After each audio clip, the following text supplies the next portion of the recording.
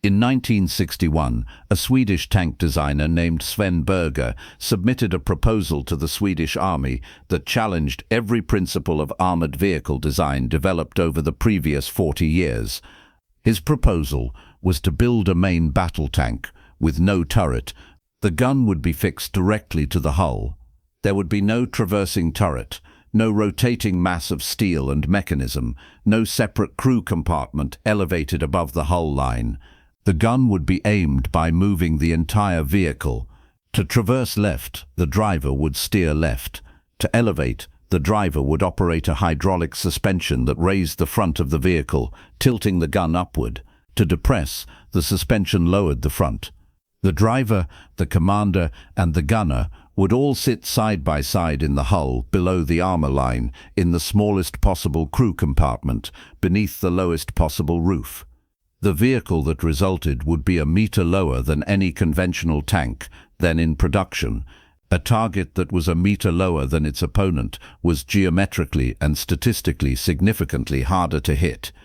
The Swedish Army looked at Berger's proposal and approved it. The resulting vehicle, the Strv 103, entered Swedish Army service in 1967. It had no turret.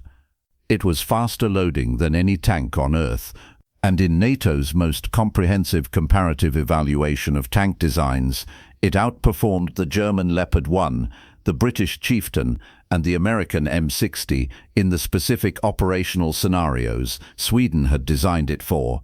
To understand why Sweden built the Strv 103, you need to understand Sweden's specific defensive geography. Sweden is a long, narrow country. Its eastern coastline faces the Baltic. Its western border is Norway. Its primary military concern in 1960 was a Soviet amphibious assault across the Baltic, landing on Sweden's eastern coast and advancing westward through the Swedish terrain. That terrain was the key constraint. Southern Sweden, where Soviet landings were most likely, is a combination of forests, lakes, and agricultural land. The forests are dense enough that tank movement is largely constrained to roads and tracks. The lakes create natural defensive lines. The terrain rewards defenders who know it and punishes attackers who do not. A defending Swedish tank did not need to be able to fight on the move. It needed to be able to occupy a hull-down position, fire accurately from cover, and relocate quickly before counter-battery or direct fire could respond. For that tactical requirement, a turretless tank was theoretically superior to a turreted one in every measurable way.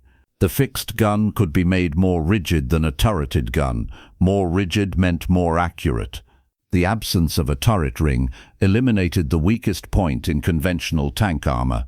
The turret ring was where the turret met the hull, a joint that disrupted the armor's integrity and was historically the most penetrated point in tank combat. The lower silhouette achieved by eliminating the turret reduced the target area by approximately 30% compared to conventional tanks. The autoloading system, freed from the constraint of working inside a rotating turret, could be made simpler and more reliable. The Strv 103's autoloader fed rounds at up to 15 rounds per minute, matching the K2 Black Panther's autoloader that South Korea would not develop for another 50 years. The crew reduced from 4 to 3. Commander, driver, who also aimed the gun, and a rear-facing driver for reversing rapidly out of firing positions. The weight reduced to 39 tons, significantly lighter than comparable turreted tanks, reducing ground pressure and improving cross-country performance in Swedish terrain. The engineering required to make the concept work was more complex than the concept itself suggested. The hydropneumatic suspension that allowed gun elevation and depression had to be precise enough for accurate gunnery. The system had to maintain consistent positioning under the recoil of repeated firing. The solution was a combination of hydropneumatic and gas-over-oil suspension units at each corner, allowing independent height adjustment at each wheel station. The system could elevate the front by 1 degree, depress it by 10 degrees, and traverse the entire vehicle by using the steering controls. The fire control system had to translate what were normally gunner inputs into vehicle control inputs. An optical rangefinder gave the commander the range.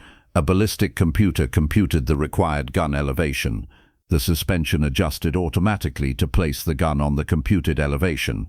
The driver steered to the lateral aim point. The process was practiced until it became intuitive. Combat-experienced crews could engage a target in under 5 seconds from acquisition to first round.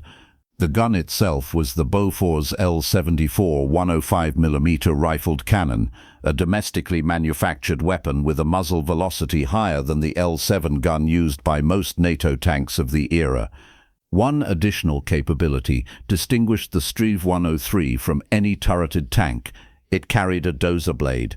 The blade could be lowered at the vehicle's front and used to dig a hull-down firing position in soft ground in minutes. A Strv 103 that arrived at a position could immediately begin improving its own protection rather than waiting for engineer support. The Strv 103 entered Swedish Army service in 1967 and remained the primary Swedish main battle tank for 30 years, until its replacement by the Leopard 2 in 1994. During those 30 years, Sweden conducted a series of comparative trials that became among the most cited in armored vehicle engineering literature. In 1972, Sweden invited NATO observers to evaluate the Strv 103 against the Leopard 1, Chieftain, and M60 in conditions that replicated Swedish operational terrain. The results were surprising to everyone who had dismissed the turretless concept. In hull-down defensive engagements from prepared positions, the Strv 103's rate of fire, accuracy, and target profile gave it consistent advantages over the turreted competitors. The ability to occupy a position, engage multiple targets at a sustained 15 rounds per minute, and relocate within seconds exceeded what Leopard 1 and M60 crews could achieve in the same scenario. In mobile engagements, where a tank needed to fire while moving, the Strv 103 was at a fundamental disadvantage. A vehicle that aims by steering cannot fire while turning. The Swedish operational concept had always accepted this limitation. Swedish tanks would not be fighting on the North German plain. They would be defending prepared positions in Swedish forests and along Swedish lake lines. For that specific scenario, the turretless concept worked better than the turreted alternative. The NATO evaluation's conclusion was carefully worded. The Strv 103 was assessed as optimized for its intended operational environment in ways that made direct comparison with tanks designed for different environments methodologically difficult.